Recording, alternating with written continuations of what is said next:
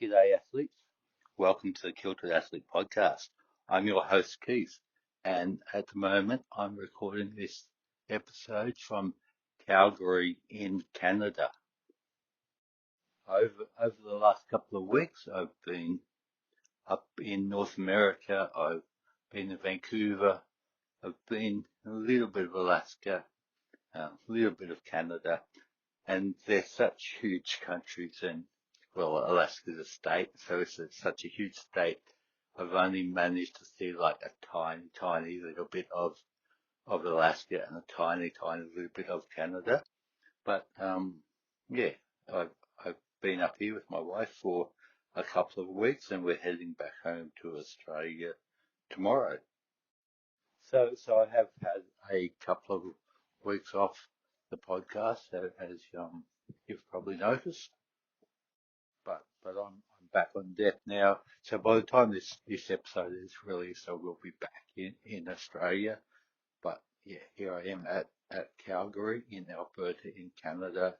On our last day, we fly home to Australia tomorrow, and it's a bit weird trying to get your head around the time zone difference, because we actually lose a day. A day completely disappears when we fly home tomorrow. Um, we fly home tomorrow, but actually get home 2 days later, even though we're only flying for a day. So it's kind of it kind of messes with your head a little bit. And I'm pretty sure when I get home, um, there'll be a few like disruptions and with sleep patterns and things like that, because it's also like here in the northern hemisphere it is summer, whereas back home it's winter. But the other thing I've noticed is the days are quite long here at the moment. Like the sun doesn't set till nearly 10 p.m. And it comes up quite early, so I'm sure I'll have a bit of adjusting when I get back home. Anyway, um, that's a problem for future me to deal with. Um, let's crack on with the episode. And today, um, I'm going to talk about protein, and in particular, ways of getting more protein into your diet.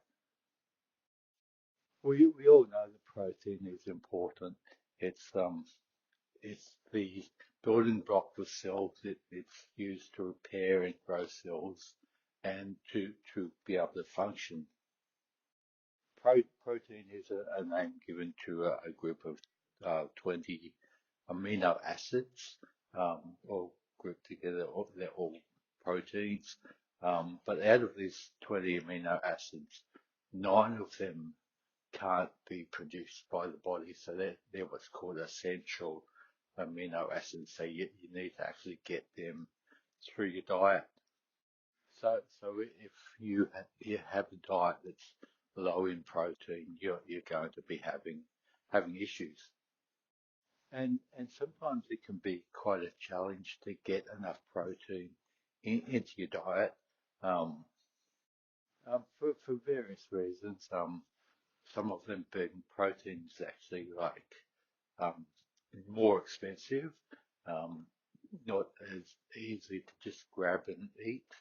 Takes some preparation usually. So if you think of like you know, cooking something in protein, like high in protein, like chicken or beef, or something that takes preparation as opposed to just grabbing a chocolate bar and eating it.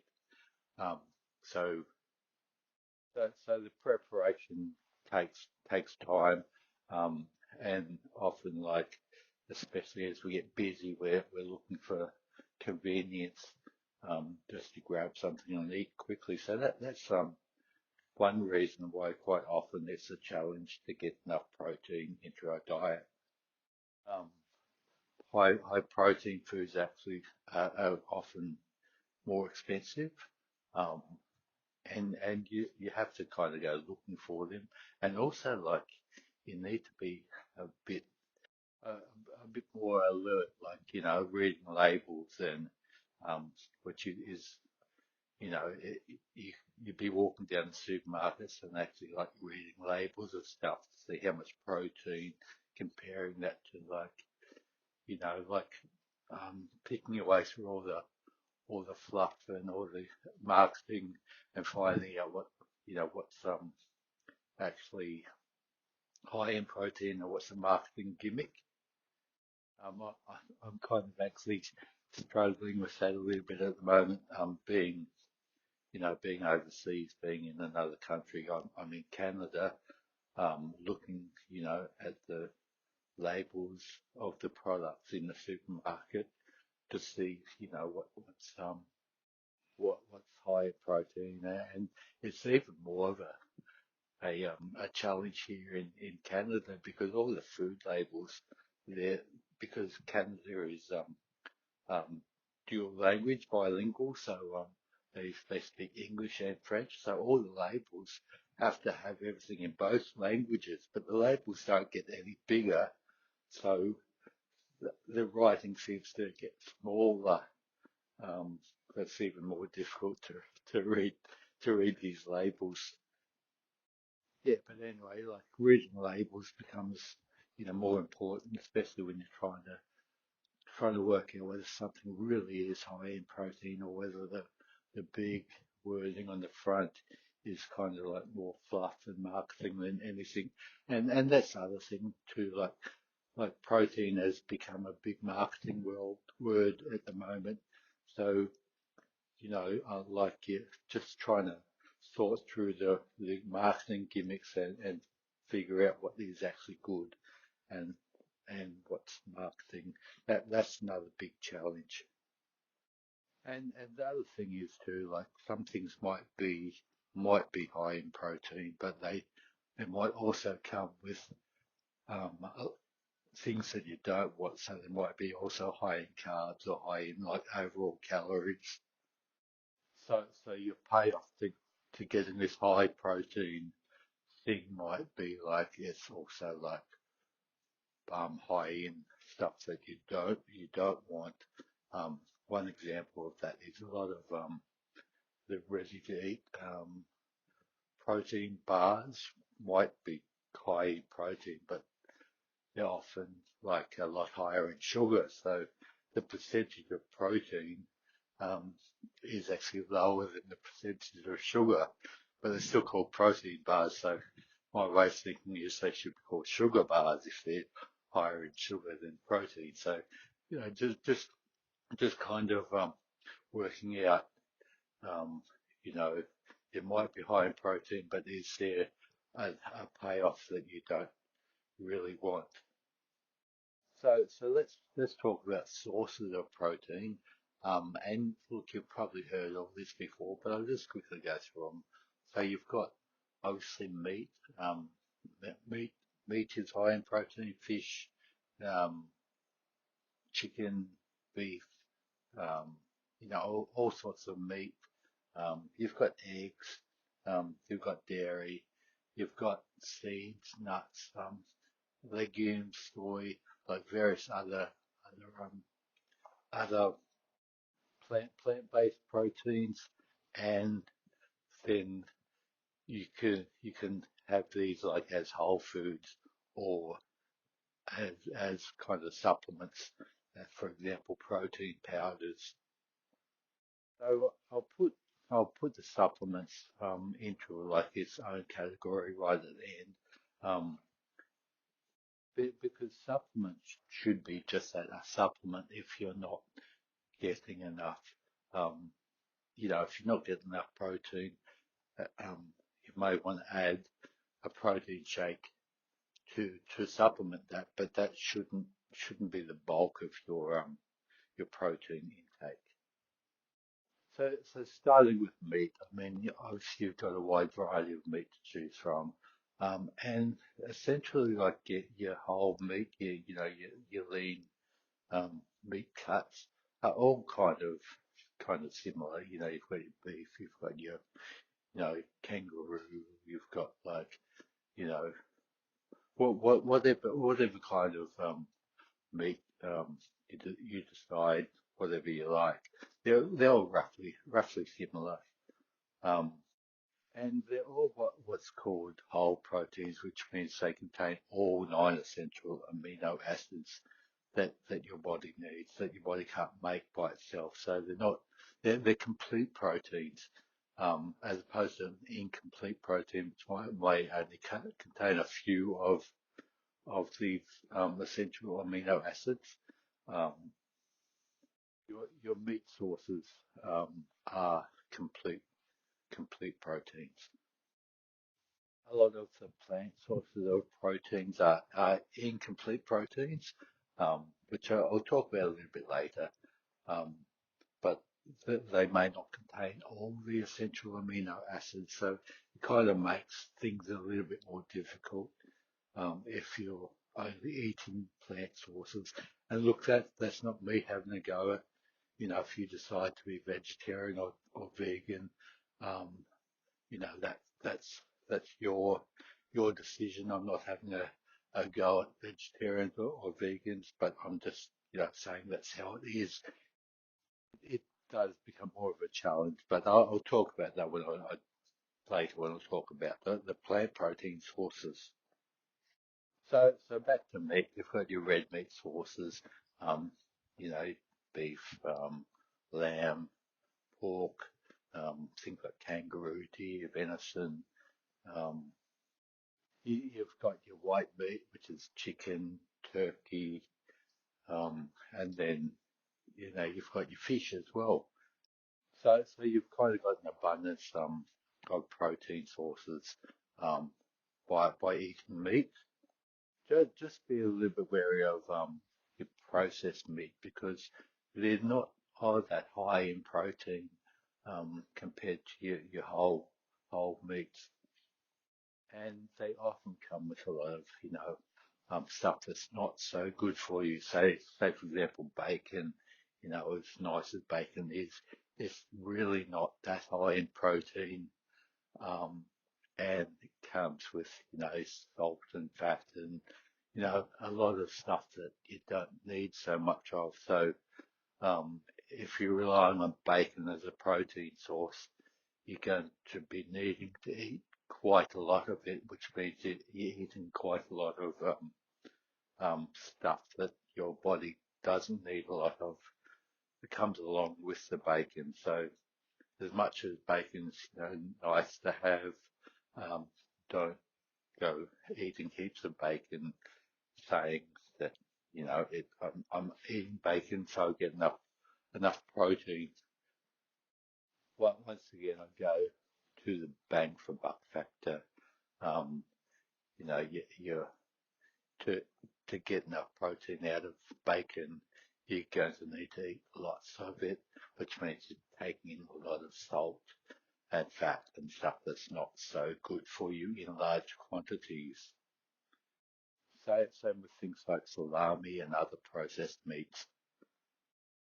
And then we come to eggs. So is an excellent source. Eggs are an excellent source of protein, and actually one of the most bioavailable sources of protein. And I'll talk about bioavailability shortly. But yeah, they are an excellent. That's excellent. That's my little joke for the day. My little dad joke. They are an excellent source of protein. Per egg, they only come to about 8 grams of protein per egg, um, which in the grand scheme of things doesn't sound like that much, but they really punch above their weight when it comes to bioavailability, which I'll explain shortly. They're also quite versatile in how you consume them. You can cook eggs in various different ways. Um, I wouldn't recommend like cracking an egg into the glass and drinking it straight like Rocky Balboa did in the first Rocky movie. Um, I wouldn't go sculling raw eggs and then going for a jog. Probably not a good thing to do. But there are many ways. Eggs are very versatile in how you consume them. And eggs did get a pretty bad rap there, probably about 20 years ago or so. They were vilified as being high in cholesterol and, you know, not good for you. And there was kind of a push not to eat eggs, and that's kind of been reversed in previous years, like more and more studies saying that it is safe to eat, a couple of eggs a day. But if you're that worried, you can maybe like add more egg whites. So, if you're worried about eating more than two whole eggs, maybe you could um, make a scrambled egg dish with only a cup of yolks, but more whites, because all the protein's in the egg white, but there's a lot of good stuff in the yolks as well. Eggs are kind of like well, they're they've got everything essential for creating life, really. So they're like a little package with everything required to start a new life. So they're a really amazing source of protein as well as other nutrients. If you're vegetarian, um, you can still eat eggs. Obviously, if you're vegan, um, you've decided not to eat eggs, but a vegetarian can still eat eggs. So if you're a vegetarian and have decided not to eat meat, eggs are a good way of boosting up that protein. Now let's talk about dairy. Dairy is a big source of protein. It's one I use quite a bit, but I have noticed if I use too much dairy to make up my protein source, um, it kind of like does have a few um, gut health effects on me. So dairy is good, but I wouldn't advise relying on it for the majority of your protein sources. It's probably the most accessible, like convenient, but it's a trap to it's easy to fall into trap, especially when you're traveling and you're looking for a convenient protein source. Um, you're walking down the supermarket, you see a ready to drink protein shake, so you just grab that because it's nice and convenient, takes no preparation. But then if too much of your daily protein intake um, comes comes from dairy, you might end up having like a few stomach issues. So with dairy, you've got milk, the obvious one, and you've got cheese and yogurt. And with all these, yeah, you've also got higher protein versions. So you can get higher protein yogurts, higher protein milks, and I have seen higher protein cheeses as well. Um, but once again, you really need to read the label with this. Don't go for the big marketing words at the front, because sometimes you might be paying extra for something that's high protein on a big label, but it's not really that much higher protein. You've also got to watch, especially when it comes to ready to drink, convenient dairy protein drinks and things like that. Is the other things, especially sugar that's involved. So you might find this, high protein drink in the supermarket. Might want to grab that, but when you read the label, it might also be like really high in sugar. So you've got to weigh up, like, is this going to blow out your sugar amount, or your sugar quota for the day? So to get that 25 grams of protein, have you just like taken in 30 grams of sugar? And yogurts can be like that too. Like have is this high protein yogurt got like a lot of sugar in it as well? Once again, if you're a vegetarian, if you can still consume dairy, but if you're vegan, then dairy is out of off the cards for you.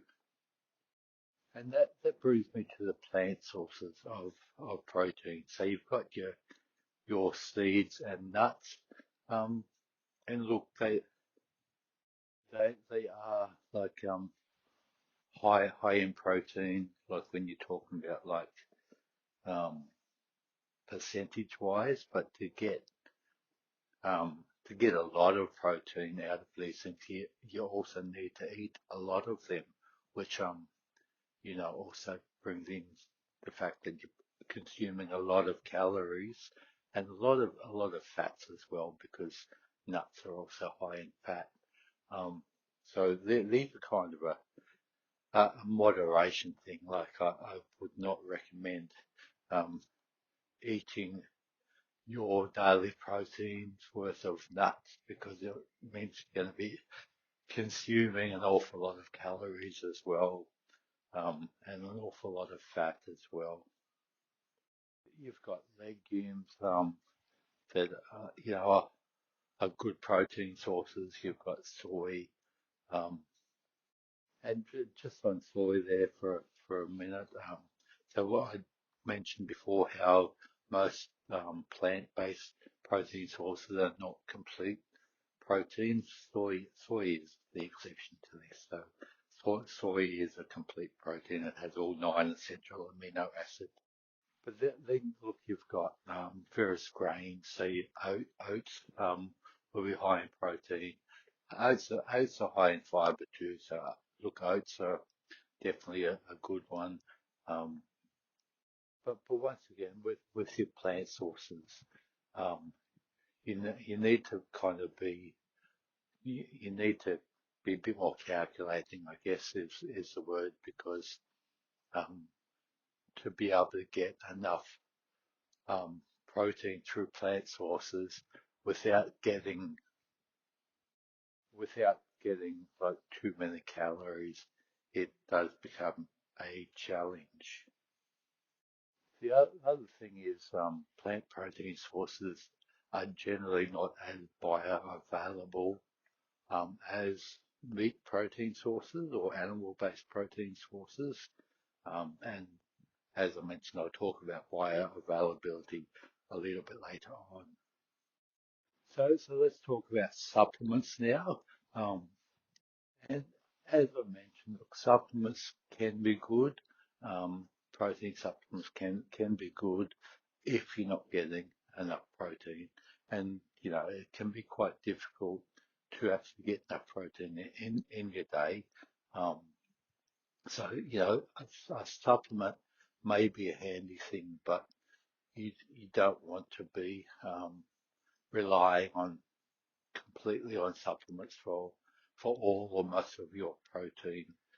So if I drank like 5 protein shakes a day, it's really not going to be that good, because I'm trying to get my protein from one source. Probably going to have digestive issues because I haven't got the good enough variety of food. Supplements can be good if you're not making them up just to get yourself over that line. But if you're already getting enough protein from whole foods, then there's no need to supplement. Look, there's a variety of supplements out there. Um, some are good, some aren't so good. Once again, read labels,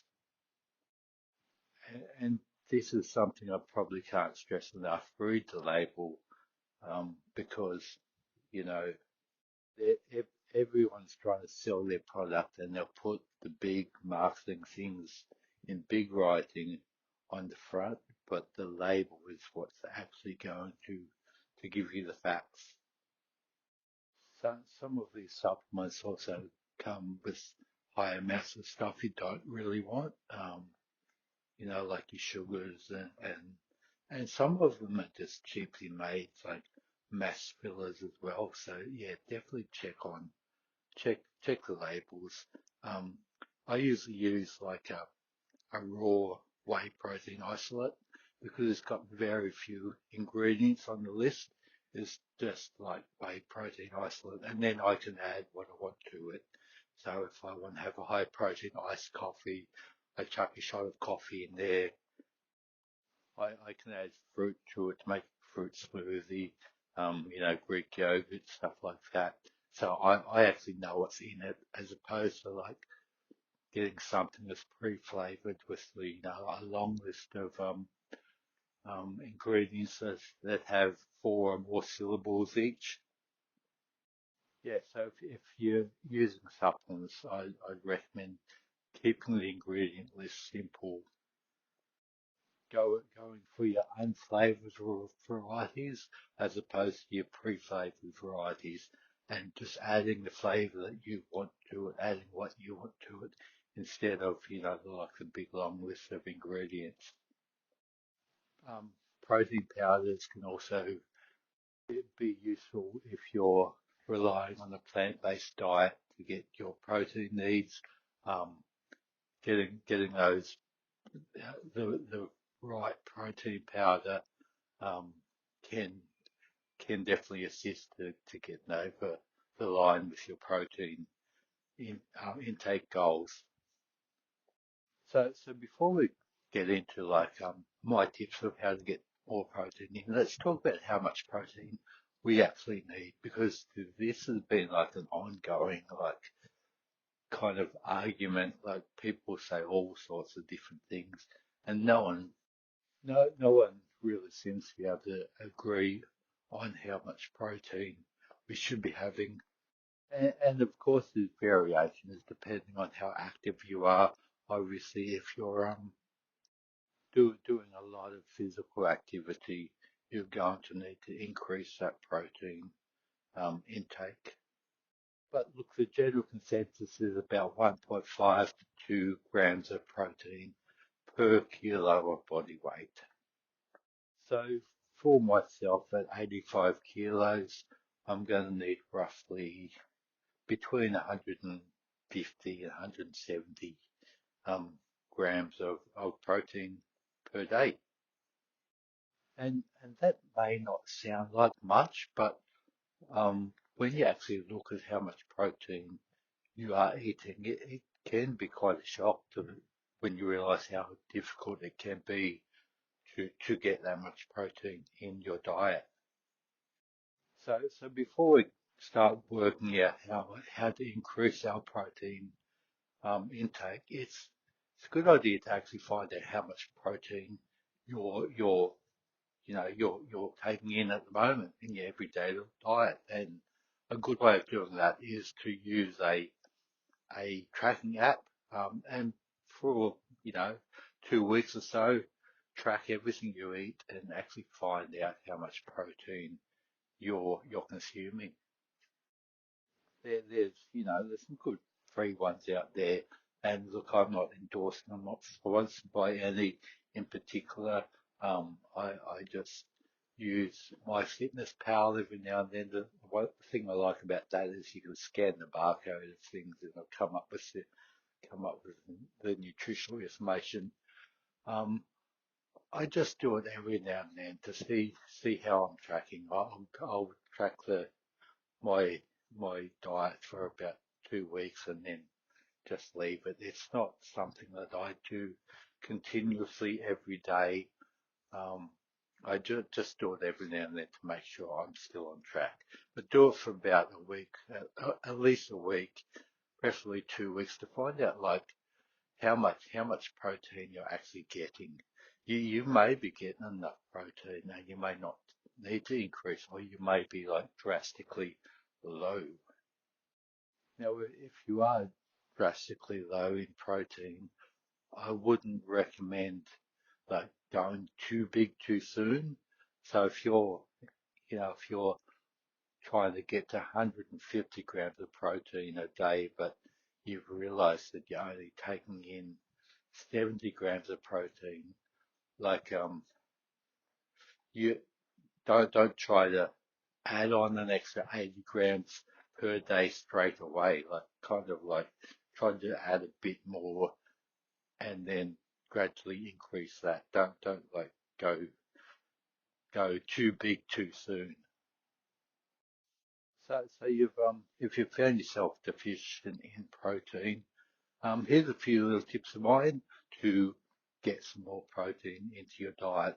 And the first one is um, have protein for breakfast or for your first meal of the day. Let's start your day with protein.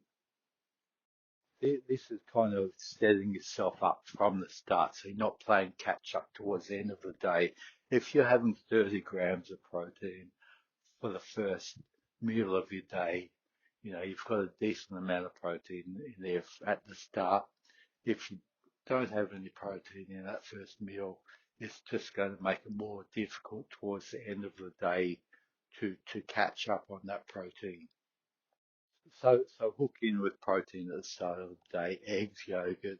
Um, a lot of people start the day with, something, sugary breakfast cereal that's got not much protein at all in it. Um, make sure you're getting in a decent amount of protein in that first meal. Whether you choose to call that first meal breakfast, brunch, you might not be you might not be a breakfast eater. There's a myth that breakfast is the most important meal of the day. That saying was created by people trying to sell breakfast cereals. Um, but whatever meal you choose to have for the first meal of the day, make sure you're getting sufficient protein into that. So if I have 3 eggs for breakfast, I'm getting around 28 grams of protein. Just be wary of what else you're having with that protein. For example, there's a lot of breakfast cereals out there that claim to be like high in protein on the label on the front in the big marketing writing, but you flip the box over, look at the back, and you realize it might have, 15 grams of protein per serve, but it might also have 30 grams of sugar per serve. So just be aware of what you're having with that protein, but definitely get protein in first off in the day. And look, it might sound like I'm vilifying breakfast cereals here, but whatever product you're getting, marketing is all about getting people to buy things. So obviously, they're going to put local marketing words on the front in the big writing. So check that label. My second tip is to look at higher protein alternatives of the same product or higher protein variations of the same product. For example, milks, yogurts, um, even even things like oats. I've seen high protein oats, but having said that, once again, like I'm saying various times for this episode, check the label because you don't want to go paying a lot extra for something that might be like only 2 grams per 100 grams more protein than the ordinary version of the same thing.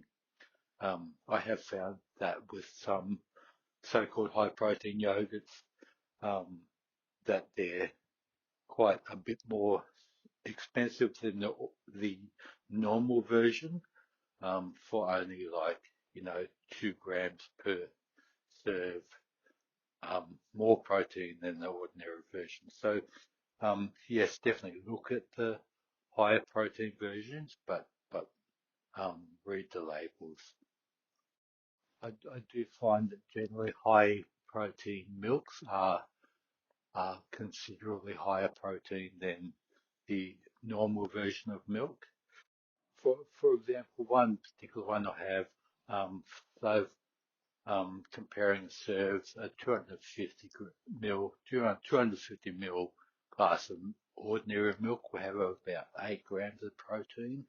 Um, the, the milk that I have, the high protein one, has 16 grams of protein for the same quantity of milk. So um, yeah, I've doubled the protein. So, so that's worth it for me.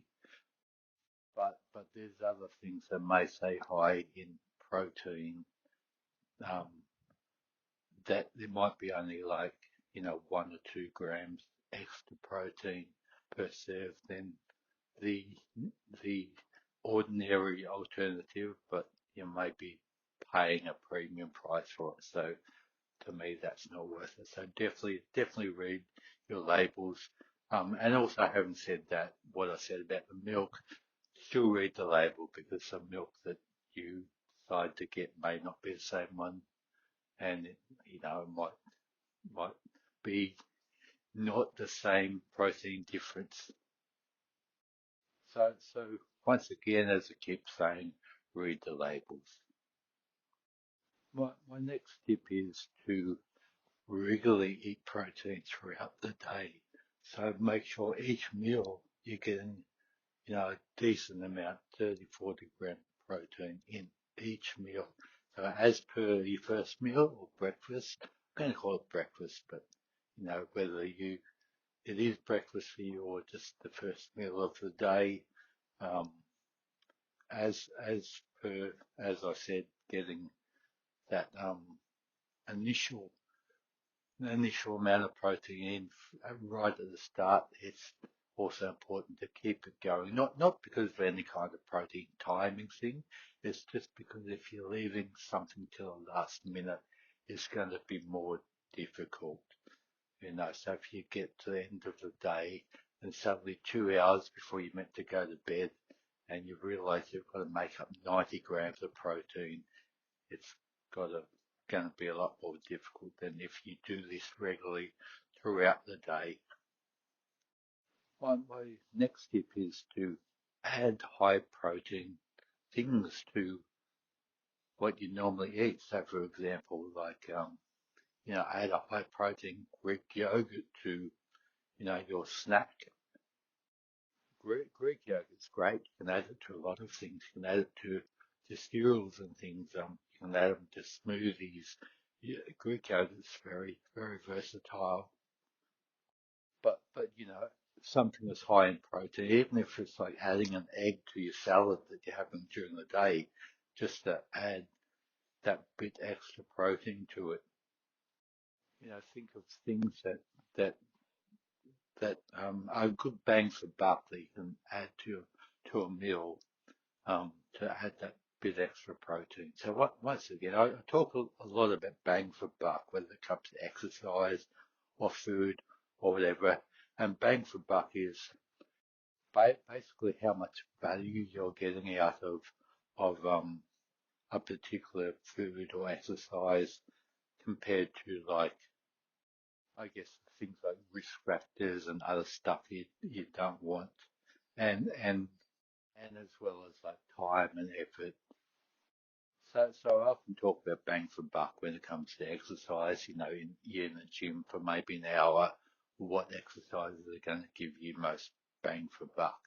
And I often, like, you know, talk about exercises that there may not be bad exercises, but for the value you're getting out of them, um, they're not particularly the best use of your time in the gym. And there's other exercises where there might be like a big bang for buck. They might not take up a real lot of time in the gym, but the value you're getting out of them is huge. So a similar thing with food, like adding some Greek yogurt to something. Um, Greek yogurt, Greek yogurt doesn't have a lot of bad stuff that you don't really want. It doesn't take a lot of preparation or cooking or anything. So just adding, a couple of spoonfuls of Greek yogurt to something is going to add a bit more protein for, very, very little effort, very little preparation, and you're not going to get a real lot of like bad, bad stuff, or you're not going to overload on sugar and stuff, um, providing you're not getting sweetened Greek yogurt. But that's another story. We'll talk about that when it comes to reading labels. And like adding an egg to your salad, or a few bits of chicken to your salad, like an egg. You've just added another 8 grams of protein um, to your salad. Then you can cook eggs like in advance. You can boil eggs and have them in the fridge ready to go to add to things like that. So you you don't need to cook an egg every time you need an egg. You can pre-cook eggs. And that brings me to my next tip, which is preparation. Now, I'll be honest, I'm not a meal prepper. I've tried it a few times and decided Sunday afternoon I'm going to meal prep for all the week, and it lasts for about 2 weeks, and then it's not like, no, I've got better things to do on my Sunday afternoon, so I'm not gonna put my hand up and say I'm a super meal prepper. But even things like, as I mentioned, boiling eggs. If you're going to boil 2 eggs, you may as well boil 10 eggs and have them in the fridge ready for, when you want to use them throughout the week. That way it's easier to, if you want to add a bit more protein to something, you've got that ready to go.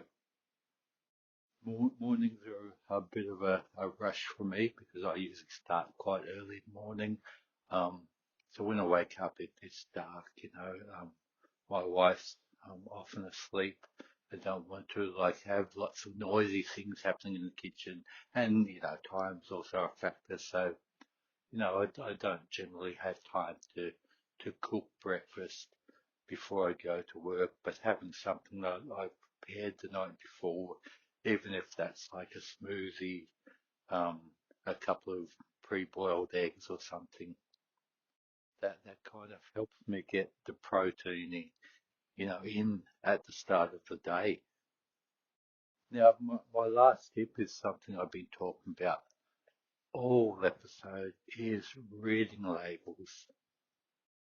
Companies have cottoned on to the fact that the word protein is a good marketing word. They're going to plaster the word protein all over the front of their labels in big writing, but it's the tiny little writing on the back of the label that's going to have all the facts.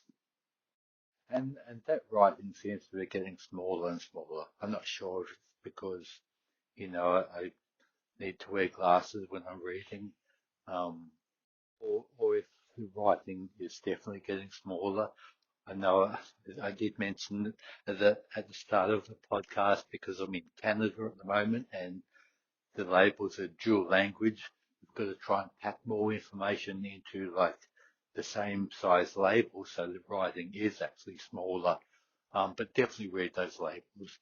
If you need to wear glasses at the supermarket, I've actually got a pair of 3 times just those cheap glasses that you get at airports and things that they're magnifying, so you can read the labels quite easily. Of course, I usually forget to bring them, so I'm shopping for carrying glasses. Um, but another trick is to take a picture of the label with your phone and actually zoom in and read. What you'll find on the label is you'll have um, the list of nutrients and how much of each nutrient there is, and you'll have 2 columns. At least in Australia you do anyway, and also here in Canada where I am at the moment, you have 2 columns. You'll have per amount per serve, and then you'll have the amount per 100 grams. Um, and per serve is the tricky one. So don't even look at the per serve. Go straight to the 100 grams. Per serve, there's no regulation on what they class as a serve. So a serve for, one product could be 150 grams. The serve for another product could be 200 grams. there's no regulation on what is classed as a serve. So you might get two different brands of chocolate, and um, one brand might class, 2 squares of chocolate as a serve, and another brand might class 4 serves of chocolate as a serve. And usually it's a per serve claim that they put on the front of their of their packet in the big writing. So you might have two products. Um, one might say on the front, 15 grams of protein per serve. And the next one, the other brand of the same thing, might have 16 grams of protein per serve. But then the first one might be claiming a serve as 200 grams, and the other one might be claiming a serve as 250 grams. So really, the first brand that's claiming 15 grams has actually a higher percentage of protein. So, um, you know what I mean here? Like, the big writing at the front is what they want you to see. That's the impulse buying thing. They want you to see that in order to influence your decision of which one to buy. If you're seeing two products side by side, one saying 15 grams of protein per serve, the other one saying 16 grams of protein per serve, that's what's going to catch your eye on, just by looking at those front labels. It looks like the second one's got more protein, but when you actually read more into it, you realize the first one's got more protein. So, yeah, um, skip the per serve quantity, go straight to the per 100 gram quantity, because the per 100 gram is going to give you a percentage. So if it's got 10 grams per 100 grams, it is 10%. So if you're comparing two products, compare the 10 gram, compare the per 100 grams as opposed to per serving. Now, I'm not sure in the US whether they're using grams or ounces or whatever else in their nutrition tables. I actually didn't check. I was in Alaska not long ago. I must admit I didn't check any nutritional labels while in Alaska. Um, so I'm not sure whether they're having per 100 gram or per ounce or whatever else they're using in that imperial system. But whichever way you want to be choosing, like, things that are level pegging, because the per serve can be all over the place depending on the brand and what they decide a serve is. Also, when you're reading a label, see what else comes with that high amount of protein, or that perceived high amount of protein, as I've mentioned. And I'm not going to name and shame products here, but there are definitely products that might have or might claim to have 10% protein, um, but they also might be 30% sugar. So what are you, and what payoff are you making to get that amount of protein? Another thing you want to check on the label is, like, the caveat. For example, you might get like something that says, you know, 20 grams of protein, and then in tiny little writing down the bottom, when combined with 250 mils of milk or something like that. So read those little caveats, and that sometimes comes in conjunction with the so-called higher protein version of the normal product. Um, it might not be as much higher in protein, or the difference in protein might not be as high as it's perceived to be on the big writing on the front, because it might they might be combining it with something else that you would normally have with it. Say, for example, a breakfast cereal you'd normally have with milk, or like a milk additive, like a chocolate drink powder or something you might normally have with milk. So in that claim on the front of the packaging, they might also be including the protein content of the milk that you might be having with it. So yeah, once again, go to the back of the product, put those you know magnifying glasses on and read the facts. And my last tip is to supplement where necessary. And once again, where necessary, if you've hit your protein target for the day, there's no need to be smashing down the protein shakes. Um, they're a supplement, so it's only if you're not reaching that target. Now, if you haven't reached that target, I feel like you're, 20 grams short or something, it's not going to make a huge difference whether, one day you don't reach that target. You don't really need to reach that exact goal every day. If you're a little bit over the next day, a little bit under the next day, it's no biggie. So if you're chockers, if you're full at the end of the day, um, and that you 20, 15, 20 grams short, don't feel like you need to like bloat yourself to try to get that extra 15 grams of protein in. Now, before I finish this episode, as I mentioned, I just want to talk a little bit about protein bioavailability. And what that is the amount of protein that your body will use out of the overall content that you take in from your food. And here's where it becomes a little bit tricky because not all proteins are the same.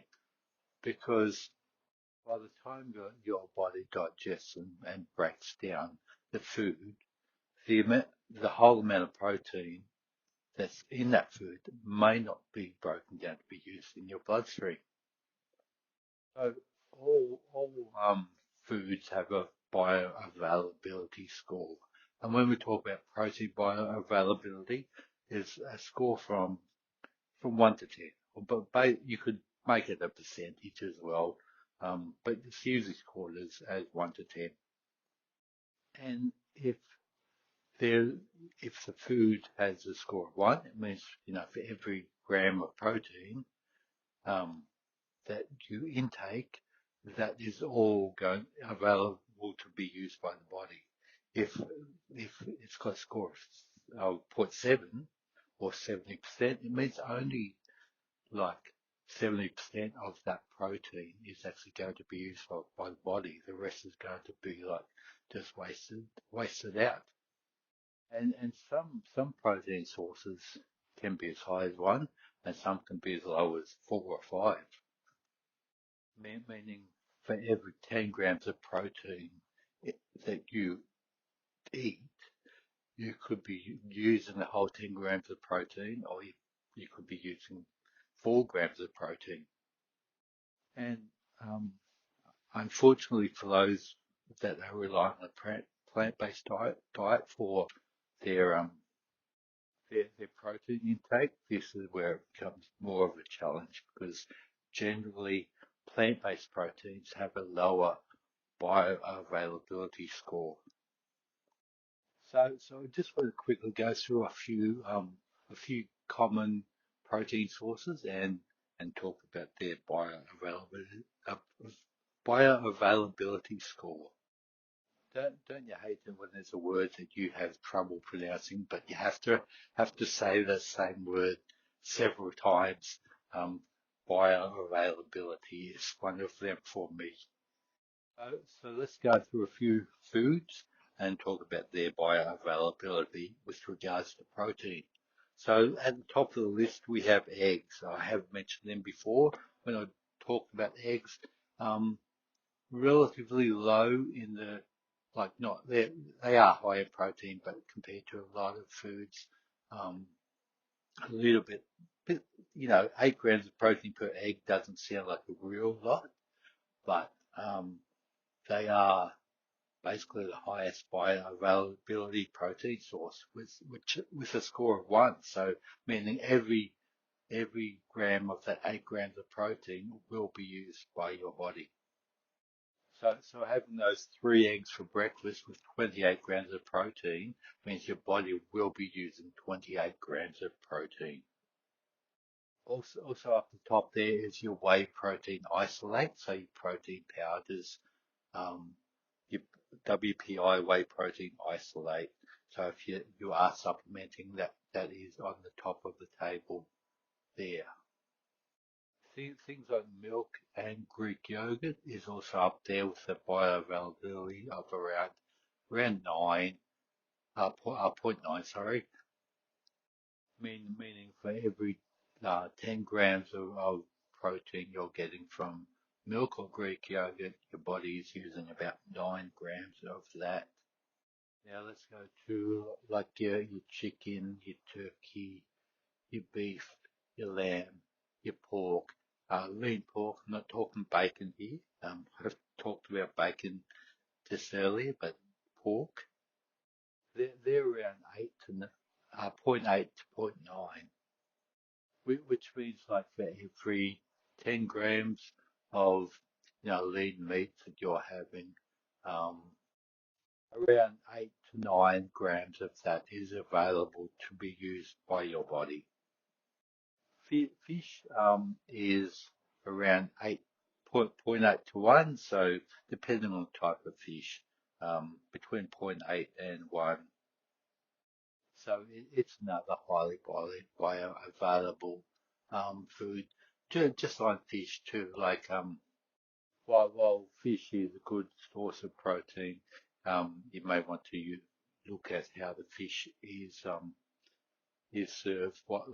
If you're having fish with crumbs or batter, um, there's going to be less percentage of protein in that because it's going to have a higher amount of other stuff with it as well. But yeah, fish is like up there with the highly bioavailability, um, the bioavailable foods. Now let's talk about the plant sources of protein. And on top of your plant sources, on top of the list with your plant sources is your soy protein. Um, so it's around between 8 and 9. It's soy. Um, and like if you're getting a soy-based protein powder, so a soy protein concentrate, it can be between 9 and zero point 0.9 and 1. So soy is generally comparable to your meats, though it can be between zero point 0.8 and 1, but your soy protein isolate can be as high as 1. So if you're going for the plant-based alternative, soy is definitely on the top of the list there. Your things like tofu's, pea protein concentrate, they're also up there, pretty high, around zero point 0.7 to zero point 0.9. So your beans, your chickpeas, your lentils, they're around zero point 0.5 to zero point 0.7, which means if you're having 10 grams of beans or chickpeas, there might be 5 or 7 grams, 5, 6, 7 grams available to your body to be used. And then you've got your grains and your nuts, which um, may come as a shock to some because they they can be quite low in the bioavailability rating. So they can be like zero point 0.4 to zero point 0.6. So they can be like your oats, brown rice, wheat, nuts, seeds, and things. Um, and as I mentioned with nuts, like to get like a decent amount of protein, you need to be just out of nuts. You need to be eating like a lot of nuts. So when you've got a low bioavailability rating, um, like 0.4, you're taking in a lot of calories, a lot of fat, and everything for a very little amount of protein. So I wouldn't recommend relying on nuts and seeds for your whole protein in. Look, nuts are good, they do have healthy fats in them, but just there and every now and then food. Don't go relying on them for your 150 odd grams of protein that you need to be consuming in your day. So yeah, look, nuts are good, but in moderation. And look, oats, even the so-called high protein variety of oats, um, once again, low bioavailability. So don't go relying on oats for your entire protein source. However, oats have like a lot of other benefits. They're good prebiotic. They've got lots of fiber. So I do eat quite a bit of oats, but as I said, I'm not eating oats for the purpose of getting lots of protein. And anyway, that's it for the episode. For this episode. Once again, I've gone a bit like over what I thought I was going to go. I thought this would be a nice short one, but I did. I must have had a lot more to talk about than I thought. So anyway, as I said, I'm still in Canada at the moment. My last day in Canada. Um, Big shout out to. I know there's some of my viewers. When I look at the stats of my demographic, there is at least one person from Canada listening. Um, so g'day to my listener or listeners from Canada, and also like as I said, I was in Alaska. I know a big percentage of my listeners are from the US. Not sure if any of you guys are from Alaska, but pop in the comments there. Let me know where you're from, and also you guys all over the world. I do have I think last count I had like 23 different countries, people from 23 different countries listening to my podcast. So, um, g'day to all you guys out there. Um, yeah, feel free to pop in the comment there where you're from. Um, and look, before I close off, there is one thing I would like to mention, because I've been talking about nutrition, and this is from the point of view of someone that, I obviously have done this myself to try and increase my protein intake, to monitor my protein intake. These are some tricks I've learned myself, but I'm not a nutritionist. I'm a personal trainer. I'm a fitness instructor. So um, if you have nutritional questions, um, if you have particular dietary issues, if you have, um, anything you want to discuss, you're best off talking to a qualified professional, to a nutritionist, which I am not. I'm not a dietitian. I'm not a nutritionist. These are just tips that I've come up with myself to increase my own protein intake, which I believe, would be of benefit to a lot of people, but it's not like solid, professional nutritional advice. So anyway, I'm saying all of that. Thanks for listening. Hope you guys enjoyed the episode. I hope you guys got something out of it. By the time this episode is published, I will be back in Australia. Um, so yeah, thanks guys for listening. Talk to you next time. Bye.